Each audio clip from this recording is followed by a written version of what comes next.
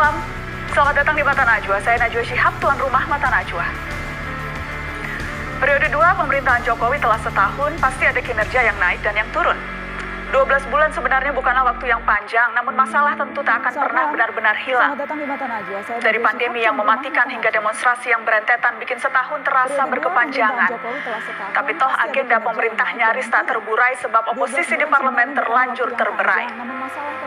Konsolidasi politik yang solid akan dipakai untuk apa? Atau 4 tahun sisa dipakai elit bersiap pemilu berikutnya? Inilah Mata Najwa.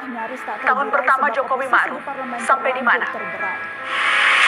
Konsolidasi politik yang solid akan dipakai untuk apa?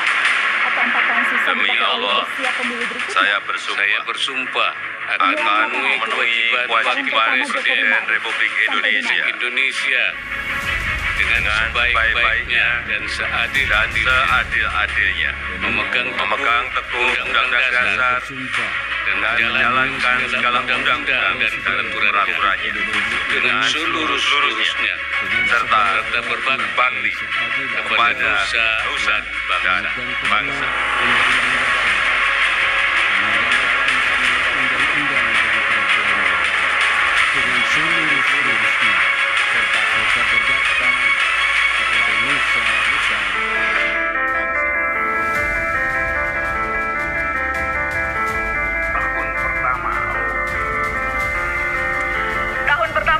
Jokowi Ma'ruf dihadapkan dengan ragam ujian, dari pandemi, ekonomi hingga ujian demokrasi. Sudah sampai di mana janji-janji pemerintah direalisasikan di tahun pertama? Untuk membahasnya sudah hadir di Mata Najwa, saya perkenalkan anggota DPR fraksi PDI Perjuangan Aryo Bimo. Selamat malam Mas Bimo. Selamat malam. Terima kasih sudah hadir di Mata Najwa. Ada tenaga ahli utama kantor staf presiden Dani Amrul Ihdan. Mas Dani, selamat malam. Selamat malam, Mbak. Assalamualaikum warahmatullahi wabarakatuh. Waalaikumsalam warahmatullahi wabarakatuh. Dan lewat sambungan jarak jauh ada politikus Nasdem Irma Suryadi Caniago. Selamat malam Mbak Irma. Selamat malam. Terima kasih sudah hadir di Mata Najwa. Selamat malam. Ada tenaga ahli utama kantor staf presiden. Saya ingin memperkenalkan yang ada di barisan sebelah kanan. Sengaja saya beri kubu kanan dan kiri karena di sebelah sini adalah partai yang oposisi sendiri ya. Ada anggota DPR dari fraksi PKS Mardani Alisera. Selamat malam. Assalamualaikum Bang Mardani. Selamat malam, Nak. Saya juga mengundang peneliti Perhimpunan Pendidikan dan Demokrasi Rocky Gerung. Pak Roger. Iya. Wah. Apa kabar? Enak. Mardani dia oposisi indoor, saya oposisi outdoor. Oposisi outdoor. Makanya harus lengkap. Ada indoor, ada outdoor. Saya juga mengundang Direktur Pusat Studi Konstitusi Universitas Andalas Ferry Amsari. Selamat malam Bang Ferry. Salam, Mbak Nana. Oke, ada indoor, ada outdoor. Kalau gitu saya mulai dari yang sebelah kanan dulu. Kita yang outdoor dulu ya. Oh kalau begitu yang di tengah dulu saya mulai. 1 tahun Jokowi Ma'ruf. Saya mau minta Anda Bang Rocky Gerung memberikan penilaian dan catatan kritis terhadap pemerintahan sejauh ini. Mungkin yang simpel dulu lah. Skornya berapa ya? Skornya? Skor. Kasih angka aja ya. Angka. Jokowi Ma'ruf. Huruf aja deh. Saya mau Huruf, minta Anda boleh. Bang Gerung memberikan penilaian dan A minus. catatan kritis A minus. terhadap pemerintahan sejauh ini. Itu skalanya A itu yang paling bagus atau A yang paling jelek? Harus jelas dulu ini. A minus itu. Kasih angka aja ya. Angka. A buat kebohongan, minus untuk kejujuran. A minus. Yes. Minus. Itu Karena skalanya A itu mau yang saya paling lanjutkan bagus itu. atau yang Silakan. paling jelek? Harus jelas dulu ini. Kan A minus itu. publik sekarang berupaya untuk Buat memahami minus untuk logik dari government ini nih, A minus. yaitu menitipkan harapan itu. Mau saya lanjutkan. Tapi tiba-tiba dibatalkan oleh sekarang berupaya untuk 2 caption di koran Kompas logik kemarin. dari government ini. Kepercayaan hilang itu. Menitipkan harapan. Ya.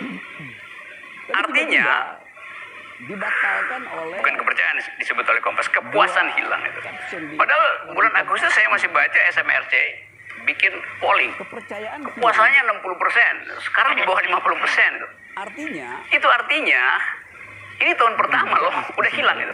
Itu sama seperti malam pertama pasangannya udah nggak percaya gitu. saya masih baca Mestinya perkawinannya bubar gitu kan. Tapi ada semacam orang Indonesia bilang, ya mudah-mudahan masih bisa lanjut tuh. Tapi itu adalah situasi psikologis publik supaya nggak ada kerusuhan. Mudah-mudahan Pak Jokowi masih berlanjut. Tetapi sociological fact mengatakan bahwa di bawah 50% itu kita mau maki-maki atau kita mau puji, datanya bilang 50% itu artinya kalau di Eropa itu artinya perdana menteri udah turun gitu kan. Tapi itu baru berangkat dari satu survei. Dan saya yakin yang sebelah sini akan bilang ada banyak survei lain yang bisa percaya bahwa akan ada bantahan. Tapi Kompas adalah jurnal, koran yang mendukung presiden. Bahkan dia bikin begitu. Itu artinya yang lain mestinya di bawah Kompas itu lebih parah lagi. Jadi kalau ada yang di atas Kompas itu yang saya sebut sebagai ukuran banyak. Jadi A- itu hanya berangkat dari yang Anda temukan di Kompas atau juga berangkat dari pengamatan Anda? Karena begini Bung Rocky, saya yakin Anda Saya terangkan dulu, kata hanya itu, dia bukan kualitatif di situ. Karena itu saya terangkan, Kompas itu atau Jadi A- itu hanya berangkat dari yang Anda temukan di Kompas atau juga berangkat dari pengamatan Anda? Karena begini Bung Rocky, saya yakin Anda. Saya terangkan dulu, kata hanya itu, dia bukan kualitatif di situ. Karena itu saya terangkan, Kompas itu adalah parameter utama. Kompas biasanya itu nggak tahan kalau nggak kasih semacam aplaus pada presiden. Sekarang Kompas nggak bisa tutupi lagi fakta yang dia riset itu. Jadi kalau saya kasih misalnya plus point atau minus error, margin of errornya, ya oke, saya kasih ke Kompas lah margin of error itu, tetap dia di bawah 50% gitu kan. Apalagi yang lain. Nah kalau yang lain lebih bagus dari Kompas itu artinya tadi bohong, hanya bohong itu, jujurnya yang minus. Bagaimana? Saya ingin lempar ke tenaga ahli utama KSP. parameter utama. Kompas biasa. A untuk kebohongan, minus Tanya itu nggak tahan kalau nggak kasih semacam aplaus pada presiden. Sekarang Kompas nggak bisa tutupi lagi fakta yang dia riset itu. Jadi kalau saya kasih misalnya plus point atau minus error, margin of errornya, ya oke, saya kasih ke Kompas lah margin of error itu, tetap dia di bawah 50% gitu kan. Apalagi yang lain. Nah kalau yang lain lebih bagus dari Kompas itu artinya tadi bohong, hanya bohong itu, jujurnya yang minus. Bagaimana? Saya ingin lempar ke tenaga ahli utama KSP. Mas Denny, A minus, A untuk kebohongan, minus untuk kejujuran, terlalu tega, raja tega ini. Nggak tega, karena perspektifnya Bang Rocky hanya melihat satu parameter Kompas. Ya, Sebetulnya ada lembaga survei lain kayak indikator. Kemarin kita baru parameter diskusi. Rocky, bukan parameter Kompas. Oh, parameternya Bang Rocky. yang Bang Rocky. menginterpretasikan survei Kompas. Nah, Dan interpretasi tentang Kompas itu saya ada korban. Karena di Kompas itu sendiri, indikatornya kan banyak. Mestinya melihatnya secara overall ya. Secara overall, lihat beberapa variabel dan subvariabelnya lebih detail. Jadi kita bisa dapatkan perspektif yang lebih luas. Jadi yang fair menurut kalau Anda berapa? ada beberapa indikator ya dari beberapa survei yang menyatakan bahwa public trust pun juga naik. Public trust Pak Jokowi, terutama beberapa bulan terakhir, memang di beberapa bulan awal permasalahan pandemik memang sempat turun. Tapi sekarang dengan komunikasi publik yang baik, dengan permasalahan penanganan COVID dan PEN. Tapi kalau komunikasi publik, bukankah Presiden Jokowi sendiri yang komplain soal komunikasi publik? Anda katakan baik itu dari mana? Kalau presidennya sendiri komplain. Jadi begini, komunikasi publik itu kan ada banyak variatif ya mana juga. Jadi ketika awal-awal pandemik, komunikasi publik itu memang belum terintegrasi. Nah, kemudian kan pelambat laun kita mengalami yang namanya manajemen orkestrasi dalam komunikasi publik yang lebih terstruktur. Karena kan permasalahan pandemik ini kan menyisakan berbagai macam PR dan juga permasalahan di lapangan yang gap-nya juga besar. Dan tidak ada satu pemerintah manapun di dunia ini yang populer. Jadi kalau pemerintah di dunia pun dibuat polling, ya juga hasilnya juga sama. Pasti ada gap-nya. Cuman kan dari hari ke hari kita perbaiki gap itu supaya tidak begitu besar gap-nya. Sehingga beberapa survei juga menyatakan public trust terhadap pemerintah juga lebih baik. Nah, terutama kalau kita lihat sekarang dalam hal penanganan COVID dan PEN ya. Penyerapan PEN kita sekarang sudah 344 triliun. Itu sudah tercapai 49,5% untuk penanganan kesehatan dan pemulihan ekonomi nasional. Berarti apa? Dan itu terjadi 2 kali. Dan momen itu pun kemudian ditafsirkan macam-macam oleh publik dan kemudian ditambah-tambahi dan ceritanya, wah kalau presidennya saja lupa wapresnya, bagaimana rakyat pasti juga sudah lupa sama wapresnya. Nah, kemudian kan lupa itu lambat laun manusia. kita akan mengalami yang namanya Orang kalau komunikasi lagi tegang, lagi secara menghadapi situasi online kan boleh maupun lupa. secara langsung. Sama istri aja saya suka Komunikasi tersebut lupa. akan berlangsung secara Kalau lagi kita situasi bertemu dengan tegang gitu loh. orang Jadi atau soal lupa teman, itu kan tidak keluarga, berarti. Dan beliau sangat pejabat lainnya. menghormati saya. Bahkan terkadang kalau jalan, Transformasi beliau ekonomi menunjukkan yang saya menjadi dulu jalan seperti waktu di salah satu visi besar presiden itu tetap dieksekusi di lapangan seiring dengan permasalahan pandemik. Oke, nanti saya akan kasih kesempatan untuk menanggapi. Tapi yang jelas, kalau kita bicara pemerintahan Jokowi Ma'ruf, yang kerap kali juga menjadi sorotan adalah keberadaan Wakil Presiden Ma'ruf Amin. Saya berkesempatan untuk berbincang secara eksklusif dengan Wakil Presiden Republik Indonesia. Saya akan tunjukkan cuplikannya untuk Anda berikut ini. Karena saya Kemudian yang menghubung-hubungkan Pak Wapres, ada momen ketika di istana saat Presiden Jokowi lupa menyapa wakil presidennya, dan itu terjadi 2 kali. Dan momen itu pun kemudian ditafsirkan macam-macam oleh publik, dan kemudian ditambah-tambahi, dan ceritanya, wah kalau presidennya saja lupa wapresnya, bagaimana rakyat? Pasti juga sudah lupa sama wapresnya. Lupa itu manusiawi, saya kira. Orang kalau lagi tegang, lagi menghadapi situasi kan boleh lupa. Sama istri aja saya suka lupa. Kalau lagi situasi tegang gitu loh. Jadi soal lupa itu kan tidak berarti. Dan beliau sangat menghormati saya. Bahkan terkadang kalau jalan, beliau menyuruhkan saya lebih dulu jalan, seperti waktu di DPR waktu Agustus kemarin, saya merasa kikuk karena beliau mempersilahkan saya lebih dulu. Maka dilihat di fotonya saya di depan. Ya itu sebenarnya oleh karena itu balik lagi itu soal persepsi publik yang kemudian bisa saja diolah, digoyang, dimispersepsikan. Karena saya selalu hadir dalam sidang-sidang kabinet, terbatas maupun paripurna. Saya juga memimpin rapat-rapat koordinasi dengan menteri, dengan Menko, baik untuk menindaklanjuti arahan presiden maupun untuk mengevaluasi ya kinerja para menteri-menteri, apalagi yang menjadi koordinasi yang saya ditugasi. Aktivis dan masyarakat sipil menilai ada kemunduran yang nyata dalam kehidupan demokrasi kita, dilihat dari sejumlah indikator, sampai kemudian menuding pemerintahan Jokowi itu berperilaku represif. Saya ingin tanya, itu penilaian yang juga Anda rasa beralasan atau itu berlebihan? Saya tanyanya bukan ke sebelah sini tapi ke sebelah sini, karena saya ingin tahu kalau oposisi itu akan mengiyakan begitu saja apa kata aktivis atau sesungguhnya punya penilaian yang berbeda? Saya mulai dari perubahan Pak Jokowi dulu, nak, izin ya. Dulu waktu di Solo ketika beliau ingin mereformasi atau memperbaiki kualitas pasar, dialognya bagus sekali gitu loh. Sehingga akhirnya masyarakat bisa menerima. Sekarang ini saya sedih ketika Pak Jokowi bilang kalau sampean nggak setuju ya sampean ke MK itu loh. Belum lagi tanggal 8 demo nggak ditemui, tanggal 20 demo. Ini demo loh. Sebelumnya waktu di Solo Pak Jokowi nggak mau demo tapi mendatangi. Jadi, tahun pertama Jokowi Maruf sampai di mana? Mari bicara spesifik, mari menyoroti hal yang lebih efisiensi, ingin efektivitas. Spesifik lagi, saya ingin bicara soal praktek berdemokrasi.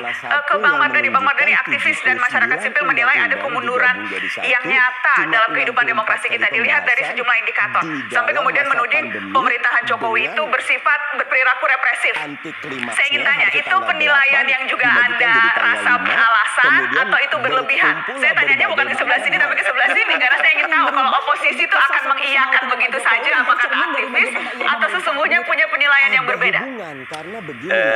Saya mulai dari perubahan Pak Jokowi dulu, nak, izin ya. Dulu waktu di Solo ketika beliau ingin mereformasi atau memperbaiki kualitas pasar, dialognya bagus sekali gitu loh. Sehingga akhirnya masyarakat bisa menerima.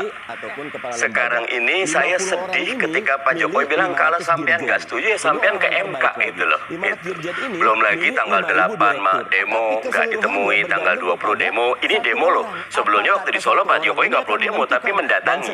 Jadi memang ada perubahan di sosok Pak Jokowinya. Tidak ingin kebisingan, ingin efisiensi, ingin efektivitas, dan dalam tanda kutip Undang-Undang Omnibus Law salah satu yang menunjukkan 79 undang-undang digabung jadi satu, cuma 64 kali pembahasan di dalam masa pandemi dengan anti klimaksnya harusnya tanggal 8 dimajukan jadi tanggal 5, kemudian berkumpullah berbagai macam hal. Jadi yang Anda katakan yang berubah lebih ke sosok personalitinya Pak Jokowi yang tercermin dari bagaimana ia memerintah, begitu. Di YouTube maupun di ruang publik media itu kayak gitu tuh, coba dia buat kebohongan, buat kejujuran. Saya gini loh, maksud saya bahwa era saat ini saya melihat malah interpretasi demokrasi ini sudah sangat luar biasa kebablasan dan nggak ngerti siapapun bisa menginterpretasikan demokrasi itu semau-maunya gitu loh. tanpa melihat kita ini memakai sistem demokrasi. Ada hubungan karena begini nak, everything rise and fall on leadership. Negeri ini bagaimana? Saat ini Manapun tetap bergantung kepada yang namanya satu orang. Gini, Pak Jokowi satu presiden. Beliau memilih sekitar 50 orang the best talented person in Indonesia menjadi kabinet, baik itu menteri ataupun kepala lembaga. 50 orang ini milih 500 dirjen. Ini orang-orang terbaik lagi. 500 dirjen ini milih 5.000 direktur. Tapi keseluruhannya bergantung kepada satu orang. Apa kata satu orang ini akan menentukan. Dan sekarang ketika kita menghadapi demokrasi yang tidak seimbang, oposisi yang sangat luar biasa kecil dengan koalisi, harusnya Pak Jokowi hadir menjadi penyeimbang untuk menyehatkan demokrasi. Ini sebaliknya. Bagaimana Mas Bimo? Berlebihan kalau dibilang Pak Jokowi pemerintahannya berperilaku represif? Saya melihat begini, Represif yang seperti apa ya? Kita lihat sajalah. Kita lihat jurus demokrasi di era sekarang ini kan bisa kita lihat dari berbagai bentuk ya. Rocky itu sudah yang kritik caci maki sama Jokowi itu di YouTube maupun di ruang publik media itu kayak gitu tuh. Coba lihat, A buat kebohongan, A buat kejujuran. Saya gini loh, maksud saya bahwa era saat ini saya melihat malah interpretasi demokrasi ini sudah sangat luar biasa kebablasan. Ya, makanya saya mau ceritakan, Mas Arya. Melihat jurus demokrasi di era sekarang melihat di era Jokowi, seorang yang membawa bendera, mengkritik kayak gitu sangat tidaklah baik. Pusaka dalam menilai seseorang bahwa kekuasaan harus itu eranya dibedakan Jokowi. mana hoak Ada dan 5 anak muda yang bermimpi Indonesia bebas dari korupsi meninggal. Apa respon Jokowi? Tidak akan ada perdamaian Dari tindakan di para dalam aparat. lingkungan kita. Hari ini Jadi, orang kita seharusnya berkumpul berdamai rame-rame dalam seluruhnya menegakkan hukum. membahas ada undang-undang yang tidak melibatkan publik sama sekali. Dasar dan Jokowi nggak sadar ngerti. betul dan tahu betul banyak bolong dan salahnya pembuatan undang-undang ini. Jokowi tidak peduli. Jadi tindakan-tindakan yang kemudian disusul, ada tindakan penangkapan orang yang mestinya kalau Jokowi betul-betul gaya solo yang dipakai, dia tentu akan ajak semua orang berbicara dengan cara-cara elegan, cara-cara demokrasi. Orang yang menangkap lawan politiknya sudah pasti represif. Undang-undang yang tidak melibatkan banyak orang, pasti undang-undang yang represif. Ada teorinya. Teori undang-undang yang tidak melibatkan partisipasi publik pasti dan pasti, kata Onet dan Salzenik, represif. Kalau mau membantah mestinya ya diperlihatkan bukti apa bahwa Jokowi demokratis. Tidak ada, saya lihat.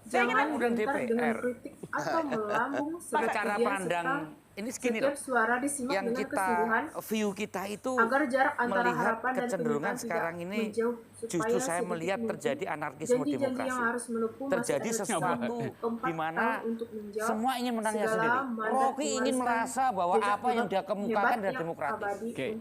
Siapapun berhak untuk ngomong soal gini ya. Jadi saya melihat bahwa ya ada keseimbangan lah. Bahasa dulu ada kebebasan.